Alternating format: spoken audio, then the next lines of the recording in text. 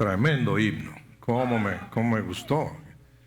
Yo pregunté, allí en esos tres tiene que haber un Gómez para que se oiga tan bien. Y sí, pues me confirmaron que había un Gómez ahí. Que Dios bendiga a la familia Gómez, Pastor Gómez, su esposa, la hermana Jessica, sus hijas, sus hijos. Es un honor para mí que Él me tenga la confianza de dejarme predicarle a su gente en su ausencia. Yo creo que me tiene confianza, pero no le gusta oírme, porque siempre que predico no está Él. Entonces un día vamos a arreglar cuentas, a ver qué está pasando, ¿verdad? Me lo saludan mucho y le dicen que gracias. Las personas a las que les dejó encargado que me atendieran, lo han hecho de una manera excelente. No es fácil decir gracias por todo lo que hacen por mí. De hecho, el que usted me pregunte por mi esposa y por Samuel, completa mi día. Samuel, mi esposa, están en Dallas, están viéndonos. Ojalá que ella se escuche que estoy diciéndoles a ustedes lo que a mí me consuela y me ayuda, me anima, que alguien de ustedes, y lo han hecho muchos preguntan, ¿cómo está Sammy? De hecho, hasta me pongo celoso, porque como que si no viene Samuel y no viene mi esposa, casi no hubiera venido usted tampoco. Bueno, así es la gente, así son los mexicanos. Acabamos de leer con nuestro hermano aquí un pasaje de la Escritura, también en Isaías. He estado leyendo Isaías últimamente, me ha sido de grande ayuda, y escogí el versículo 2 del capítulo 32 para hablarles esta tarde, y tengo en mente a la familia doliente del hermano Pedro Orduño y su esposa, la hermana Odilia, en la recién pérdida, en el sentido presencial, de su hijo Josué, de escasos 17 años. Es increíble cómo de un momento a otro una persona sana, joven, puede ser llamado a la presencia del Señor en las circunstancias que Dios permita.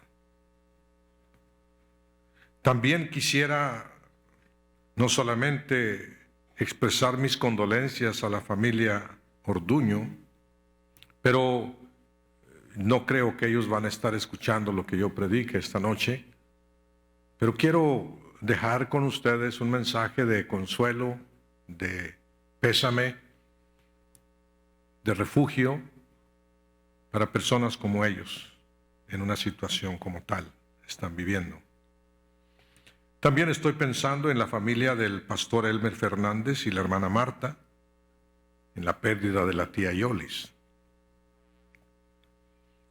Una persona de, entiendo, más de 90 años, la tía Yolis, cumpliendo uno de los veredictos divinos cuando la Escritura dice, y lo dice en el libro de Job, vendrás en la vejez a la sepultura como la gavilla de trigo que se recoge a su tiempo. Pero la muerte siempre duele, la separación siempre aflige. También estoy pensando en alguien que no ha perdido exactamente a su padre, pero la familia Holguín Fernández en Torreón, el pastor Lázaro Holguín Gómez, primo mío, de hace 5 días para acá, su salud se ha deteriorado, está en el hospital, ha sido atendido, pero el pronóstico no es muy prometedor, excepto la gracia de Dios que quiera cambiar las cosas. Y usted pensaría Qué bueno que un pastor se acuerde de alguien en agonía, en problema, en dificultad. Pero ustedes necesitan saber que también los predicadores tenemos familia. Y estoy pensando en ti, hija Beatriz Elizabeth Gómez, y tu familia, y lo que estás viviendo. Niños, jóvenes, adultos, hombres, mujeres, ricos, pobres, nacionalidad que sea, nacidos de mujer. La Biblia dice, corto de días y lleno de sinsabores. Es decir, por mucho que vivamos, el tiempo que nos toque sufrir la agonía de la muerte, de la enfermedad, de la tragedia moral, física o espiritual, parecen una eternidad. Se prolonga mucho. Parece que amanecer nunca llega. Por eso he escogido este pasaje, que si usted me permite se lo leeré otra vez. Y será aquel varón como, escuche, escondedero contra el viento. Unos hermanos ayer me llevaron a comer una birria, y yo me imagino que ya saben dónde, aquí en Hammond. Estaba un hombre ahí que yo me imagino era mexicano, estaba soplando el viento, y él estaba ahí vendiendo algo. Y yo vi cómo él buscaba ahí en una pared y una puerta refugiarse del viento y seguir haciendo lo que probablemente hace para tratar de llevar algo a la mesa de sus hijos. Y me hizo pensar en este versículo. Aquel varón es nuestro escondedero contra el viento. Es como nuestro refugio contra el turbión. Como arroyos de aguas en tierras de sequedad y como sombra de un gran peñasco en tierra calurosa. ¿Por qué es que de diferentes maneras Isaías nos dice, así es el Señor para nosotros, y nos presenta diferentes situaciones? Porque cada quien estamos necesitados de refugiarnos en Él por circunstancias diferentes. Ustedes por una cosa, ustedes por otra, nosotros por otra, aquellos otros por más de una a veces. Pero por todas las formas que el viento contrario nos abata, aquel varón es como escondedero contra el viento y como refugio contra el turbión.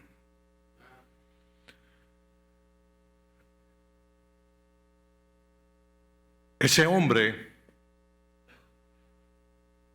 humano, pero divino, hablo de Cristo, sin pecado,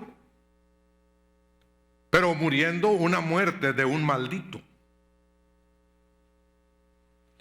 El amado de Dios, pero expuesto al viento y la tempestad de la ira del hombre y de los mismos demonios. El pasaje que acabamos de leer, más adelante menciona que con justicia reinará un rey. En última instancia, Ezequías, de quien se habla ahí, era una imagen. Siendo rey, él era imagen solamente del Rey de Reyes, que es nuestro Señor Jesucristo. Con justicia reinará un rey. He aquí que vienen días, dice Jehová en Jeremías 23:5, en que levantaré a David renuevo de justicia, un rey reinará y será prosperado y hará juicio y justicia en la tierra. Repito, Ezequías y su reinado fueron un tipo de nuestro Señor Jesucristo. Así que en esta ocasión pidamos al Señor que Él nos hable de qué es ese refugio del que Isaías habla en favor nuestro. Padre nuestro, tu bendición sea sobre nosotros. Al menos yo sé que necesito mucho de tu Santo Espíritu para poder hablar lo que me has dado. Y que sea tu Espíritu Santo el que guíe mis palabras a decir lo que tenga que decir, pero para bendición y edificación y consuelo de aquellos que me escuchan. Sé tú nuestro Maestro esta noche. Bendice al Pastor Gómez allá en México. Gracias porque me has bendecido aquí también a mí. Y ojalá que esta noche regresemos a casa habiéndonos tú hablado. Pido esto por Cristo Jesús. Amén.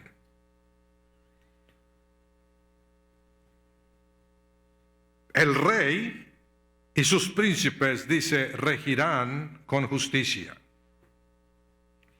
Nunca es suficiente el rey sin sus ayudantes. El rey tiene ayudantes, tiene príncipes bajo él, que también gobiernen con justicia.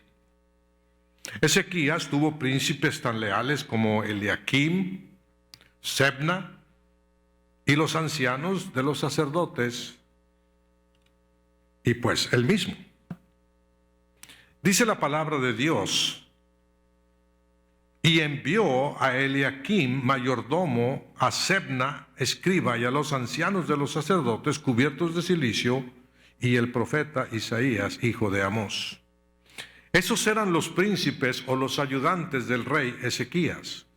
En el sentido literal, no eran hijos del rey, pero eran sus sirvientes y le ayudaban, le asistían, estaban a ver qué necesitaba que se hiciera. Y si Ezequías es el rey que representa a Jesús o es tipo de Jesús, ¿quiénes son los ayudantes de Jesús? ¿Quiénes son los príncipes del Señor? La Escritura me autoriza a decirle a ustedes que ustedes lo son.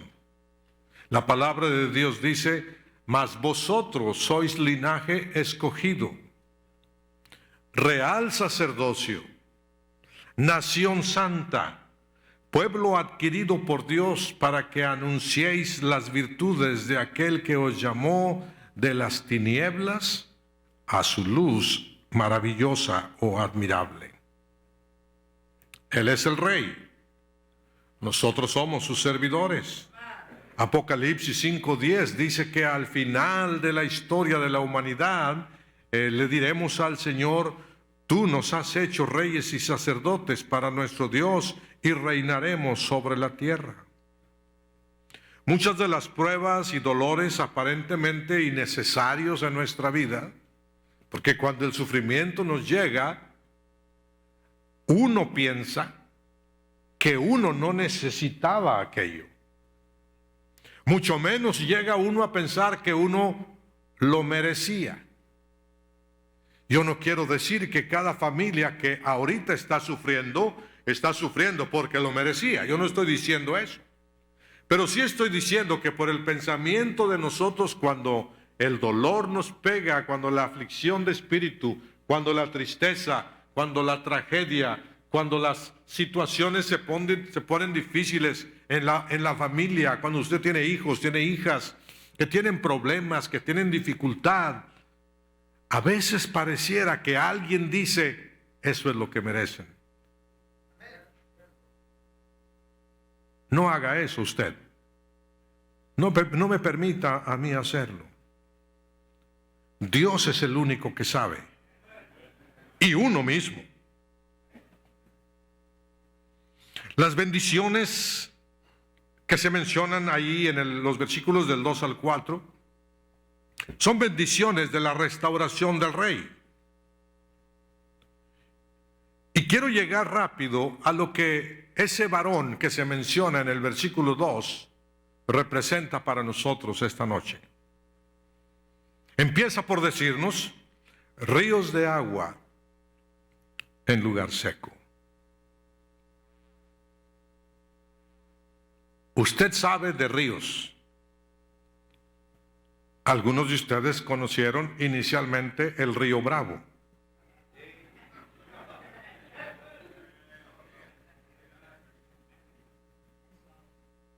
Pero algunos de ustedes no conocen lo que es un río en lugar seco.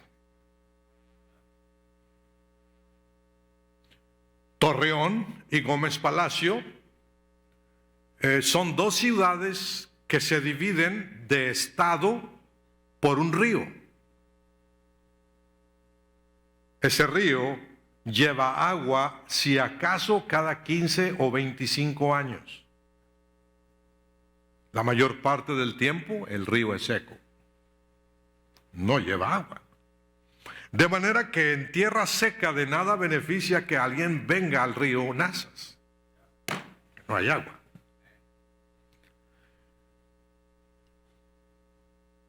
Pero el hombre del que le estoy hablando, el varón de que se habla en Isaías, cuando usted está en los sequedales de la angustia y del dolor y de la aflicción, él es como un río.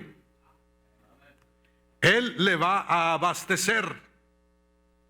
Él le va a traer a su existencia una maravillosa renovación espiritual durante el tiempo de sombra, de angustia, de sed que usted esté atravesando.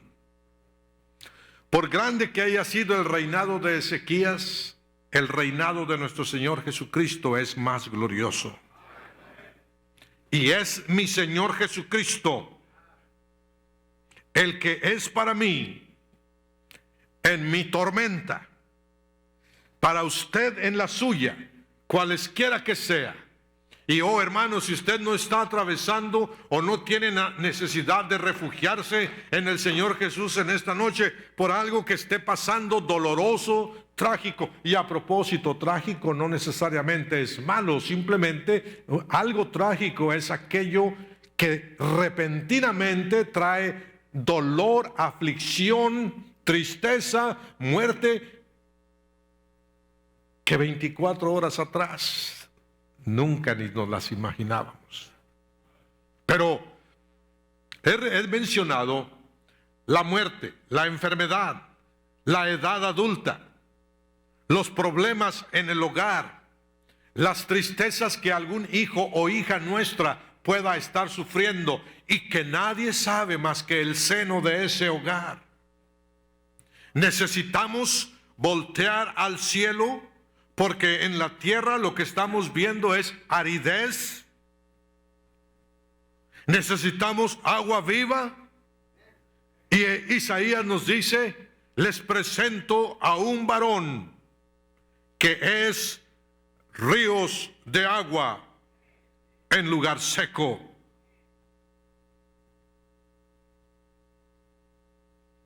Arrímense a él. Yo creo que es evidente que en el sentido más completo estas palabras no pueden aplicarse a ningún hombre. Solo Dios puede hacer todo lo que se promete ahí. Esta mañana algunos hermanos dijeron: gracias por su mensaje. Una familia de Puerto Rico me escribió diciéndome: pastor, gracias por su mensaje. Bueno, yo mismo volteé al cielo y dije: Señor, gracias por el mensaje que tú pusiste en Isaías. Pero ¿sabe? No es el hermano Antonio Gómez, ni el hermano Andy Gómez, ni es ninguno de nosotros, porque todos los que estamos aquí de algo dolemos. Y de algo necesitamos muy rápidamente buscar a ese río en el lugar desierto de nuestra existencia. Y solo Dios puede hacerlo. Cuando pienso eso, digo, bueno, ¿qué más puede hacer Dios por mí? Y voy a mencionarle algunas cosas que ese hombre, esa roca, ese río, esas aguas pueden hacer por nosotros. Dijimos, ese hombre es Cristo, ¿verdad? Ya no nos vamos a zafar de ahí, no vamos a estar pensando que cada quien tiene el santo de su devoción. No, el único santo es el Señor Jesucristo y Él es el único del que estamos hablando esta noche. Pero en primer lugar, Él hace algo por la humanidad y de eso hablamos en la mañana, probablemente que no me detenga mucho ahí. Pero Él salva. Él salva.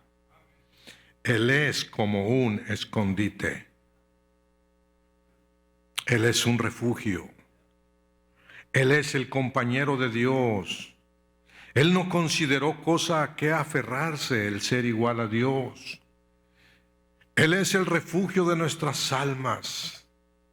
Él es un hombre viviente. Él no es un mortal. Él es un hombre Dios o un Dios hombre con un corazón amoroso, resplandeciente, que late al ritmo de la gracia del Señor. Ese Jesús de quien estamos hablando no es una doctrina, ni es un credo, ni es algo que tenemos que hacer por deber. Él, lo que Dios quiere y puede hacer a nuestro favor, si nos acercamos a Él, es todo lo que Él está esperando que usted y yo hagamos para Él hacer lo que Él ha podido siempre hacer. La humanidad sufre. La familia perdiendo a su hijo. La familia Fernández perdiendo a la tía Yolis. La familia Fernández, Holguín Fernández allá en Torreón, con los problemas de salud de papá. La hija del pastor Antonio Gómez con los problemas que ella está atravesando y su familia. Y no pudiera nombrarlos a todos ustedes. Pero si ustedes, y no dudo que lo sean, si ustedes son honestos, ustedes están atentos a lo que estamos predicando, usted sabe en qué área de su vida usted ahorita mismo necesita a ese varón de que se habla aquí. Usted lo sabe, usted lo sabe.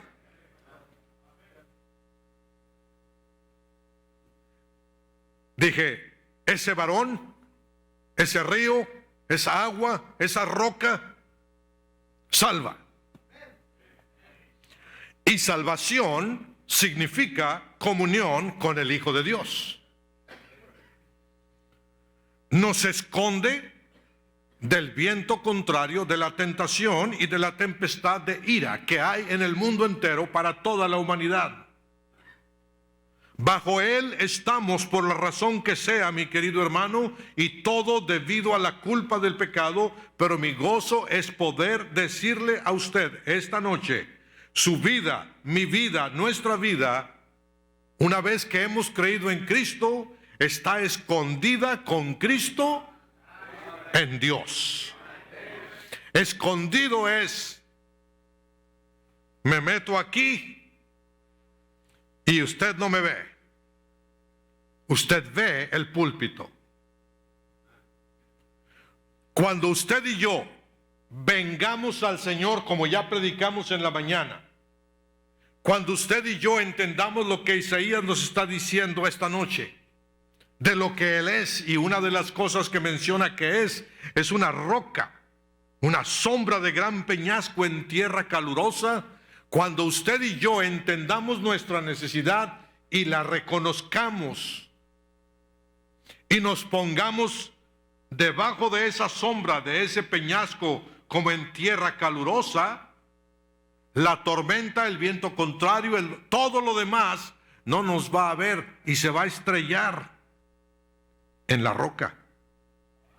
Pero usted y yo estaremos escondidos detrás de Él. Su vida y la mía necesitan mucho del Señor. Ese hombre de que estamos hablando no solamente salva, hace algo más. Satisface. ¿Ha oído un corito que dice, solo Cristo? Dije que los Gómez cantan bien, este Gómez no, por eso no lo voy a cantar, pero dice, solo Cristo satisface a mi pobre corazón. Cuando Cristo está a mi lado, toda carga es bendición. Ese Cristo no solamente salva, satisface. Ríos de agua viva en lugar seco. El mundo siempre va a ser un lugar seco para aquellos cuyo corazón están puestos en el cielo. Los que no conocen el escondite que es Cristo, con ríos de agua, toman agua de los pozos que se cavan en la tierra, cuya agua no satisface ni quita sed. Sus aguas están contaminadas. El agua de vida no se puede encontrar fuera del Señor Jesús. Ríos de agua hablan de la abundante plenitud que hay en Cristo para todos los que en Él se esconden. Dice el Salmo 87:7, riquezas inescrutables. Y mire lo que dice después: todas mis fuentes están en ti.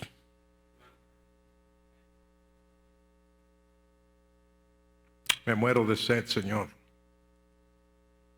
Mi fuente está en ti. Me muero en la angustia, Señor.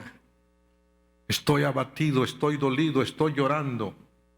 Mi fuente de la que va a fluir lo que yo necesito para que aquello pase y para que aquello se tranquilice y para que yo esté en paz y para que yo sienta tu protección.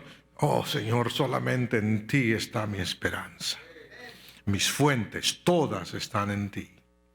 Ese hombre del que estamos hablando no solamente salva, sino también satisface. Gracias por estar cooperando con mi mensaje y algunos a lo mejor se acuerdan de él algún día.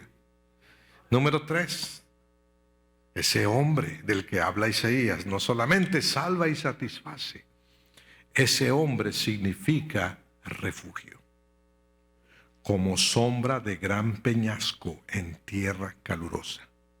Mire, hay varias satisfacciones que uno necesita donde hace mucho calor. Agua, ya se mencionó. Pero hay lugares calurosos que no es tan intenso el calor, pero de todas maneras quema.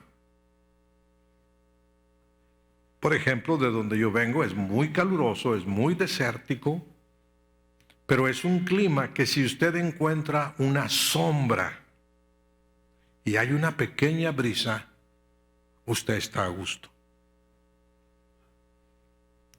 Yo creo que aquí está diciéndonos Isaías, a lo mejor el calor de tu prueba no es tan intenso, pero de todas maneras quema, de todas maneras cala, de todas maneras los hace querer un refugio. Y ahí está usted en medio de aquello y usted está diciendo, ay, con que hubiera una sombrita por ahí para. Y de repente encuentra en uno de aquellos cerros que hay ahí en la comarca lagunera, que después de cierta hora en la tarde, el sol caliente con una roca que le estorba produce una sombra que significa refugio. Oh, mi estimado hermano, ¿cómo le anda yendo a usted estos días? ¿Qué tan fuerte está el calor de la prueba? ¿Sabe que la lumbre quema, aunque le pongan lo bajito? Quema. ¿Cómo está el nivel de su aflicción? ¿Qué necesita? ¿Agüita? ¿Qué necesita? ¿Un río? O bueno, cuando menos una sombrita. Cristo lo es todo eso. Cristo es todo lo que necesitamos. Él puede, Él quiere. Dice la Biblia, y para entender por qué Isaías dice la roca, el gran peñasco en lugar caluroso. Déjeme le llevo un poquito en la historia. Él es una roca viva. Él nos sigue. Usted está aquí, pero vino de no sé dónde. Yo estoy aquí y yo vine de Torreón. Tierra Santa.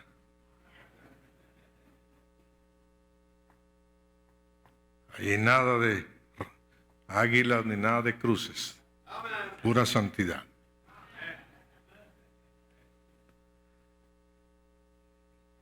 Pero en mis angustias y problemas y dificultades, aquel señor, aquel varón en su sombra me cubría allá. Y yo vine aquí y yo siento su protección. Pero escuche bien, ¿por qué le estoy diciendo que es piedra viva? Que su sombra protectora nos sigue. El pueblo de Israel, por el desierto, necesitaba agua, necesitaba sombra, necesitaba luz. Y dice la palabra del Señor de una manera tan clara y tan textual en 1 Corintios 10:4, y todos bebieron de la misma bebida espiritual, porque bebían de la roca espiritual que los seguía. Y hasta me dan ganas de reírme y gritarlo. Y la roca era Cristo. Esa es la roca de la que habla Isaías. Nos sigue. No le abandona. Su prueba, su dificultad, su angustia se hace grande. Él lo alcanza a cubrir. Conforme avancemos en la vida, en la angustia, en el dolor, en los problemas, en los sufrimientos, en el calor de la angustia sobre nuestro ser, la sombra protectora del Señor nos cubre. Sea Él su refugio, hermano. Sea Él nuestro refugio. Esa roca, el peñasco en tierra calurosa que nos sigue, no nos deja. Sienta su protección esta misma noche, querido hermano. Querida familia Fernández, querida familia de nuestro hermano perdiendo a su hijo, queridas personas que están bajo este techo, sintamos la protección de nuestro Dios. Él está con nosotros. El camino, necesitamos que esa roca nos siga, porque a veces el camino es largo. A veces la muerte llega y corta de tajo, pero a veces el camino es largo. Mire la tía Yolis, prolongado tiempo en cama.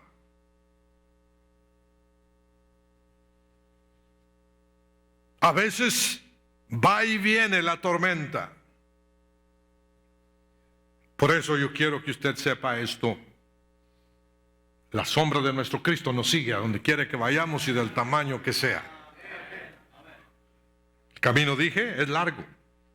No solo es largo, sino es áspero.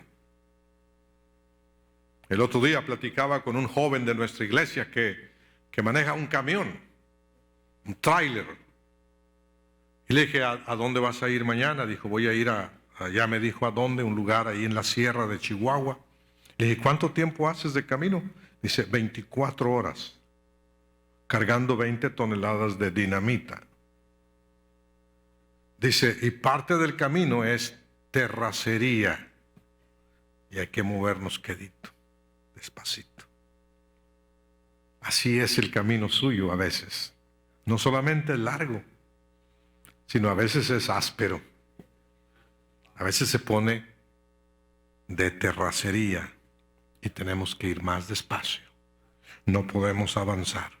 Pero la sombra del Señor es la misma sombra que seguía al pueblo de Israel. Él le sigue a usted y a mí. Porque el camino, dijimos, es largo y a veces es áspero. Y no solamente es un camino largo, no solamente es un camino áspero, a veces es un camino solitario. Es decir, muere nuestro hijo, 17 años. Por muchos hermanos que hay en la iglesia, hay un momento en el que ellos van a estar solitos con el cadáver de su hijo ahí. Si el servicio fúnebre es en la iglesia, bueno, aquí va a estar el cuerpo, pero no todos estarán aquí, ustedes.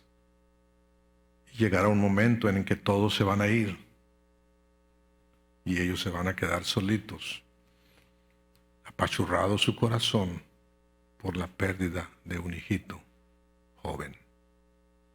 Hermano Fernández y su esposa, la hermana Marta, el camino fue largo, fue áspero. La iglesia está con ellos, oramos por ellos, mandamos mensajes, pero hay un momentito en que ellos solitos, Elmer y Marta, van a verse y van a recordar a la tía y todo lo que ella significó para ellos en su ministerio. Y solitos van a sufrir la pérdida. Pero camino largo, camino difícil, camino solitario, pero ahí está la sombra del Señor sobre nosotros. Él no nos deja solos. Él dice, yo no te dejaré ni te abandonaré. Y el corazón que está atribulado por un camino doloroso, por un evento trágico, es un corazón que anhela y busca a alguien.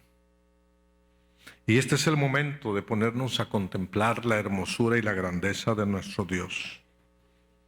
Es el momento de pensar en qué hacer y qué decir cuando podamos ver a la familia de este joven que acaba de fallecer.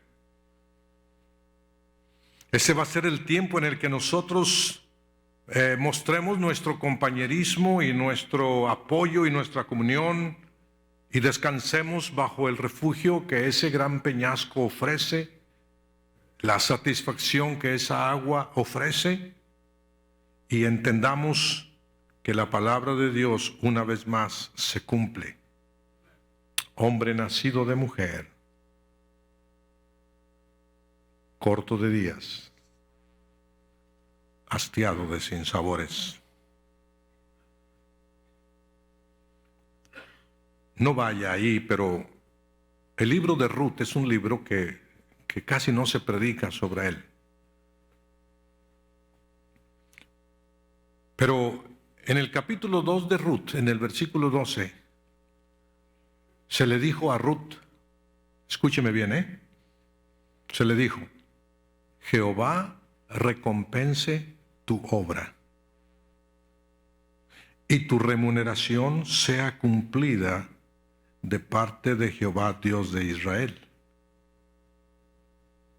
bajo cuyas alas has venido a refugiarte. La palabra de Dios está diciéndonos, buscar refugio bajo las alas del Señor me va a traer bendición a mí.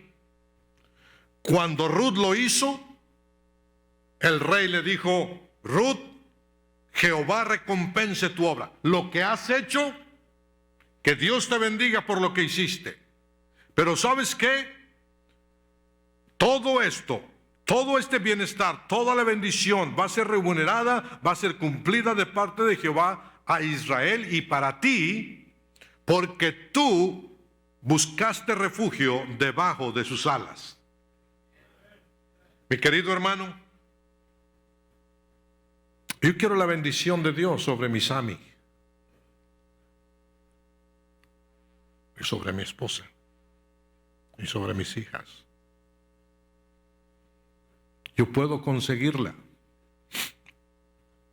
si la busco debajo de las alas del Señor. Y el Señor dice que lo busques ahí, te hace bien. Nunca vemos a Ruth preguntando por qué le habían venido las cosas tan difíciles en la vida.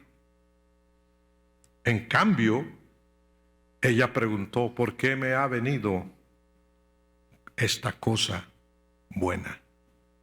Esa es la diferencia en un cristiano que no pregunta, ¿por qué me mandas esta tragedia? Sino cuando todo está bien, se detiene y dice, Señor, ¿por qué me bendices tanto? ¿Por qué eres tan bueno conmigo? Y cuando las cosas van mal, no se pone a lloriquear y a decir, ¿por qué eres tan malo conmigo? ¿Por qué me castigas así? No, mejor ahorita, que usted está sobre sus pies todavía, que usted puede moverse por sí mismo, que usted puede valerse y valer mucho para usted y su familia y para su iglesia. ¿Por qué no corremos a la sombra de ese peñasco, a las sombras de las alas del Señor? Y le decimos al Señor, Señor, te amo. ¿Me amas tú? Y el Señor le va a contestar, con amor eterno te he amado. Por eso te he prolongado mi misericordia. Y entonces usted va a querer decir de una manera clara, como lo hizo el salmista en el Salmo 17:8, cuando dijo, guárdame como a la niña de tus ojos, escóndeme bajo la sombra de tus alas. Cuán preciosa es, oh Dios, tu misericordia. Por eso los hijos de los hombres se amparan bajo la sombra de tus alas, dice el Salmo 36:7. Y en el Salmo 63:7 dice, porque has sido mi socorro, debajo de tus alas me regocijaré.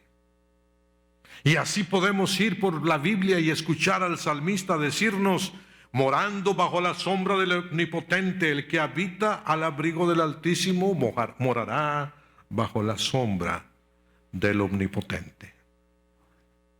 Yo he terminado, pero el Señor no ha terminado con nosotros. ¿Me harían el favor de ponerse de pie, si son físicamente capaces de ponerse de pie?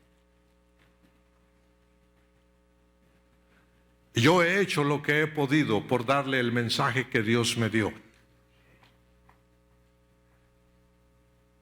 El Espíritu Santo ha hecho lo que Él puede y quiere hacer, pero no va a hacer por usted lo que usted no le permita hacer.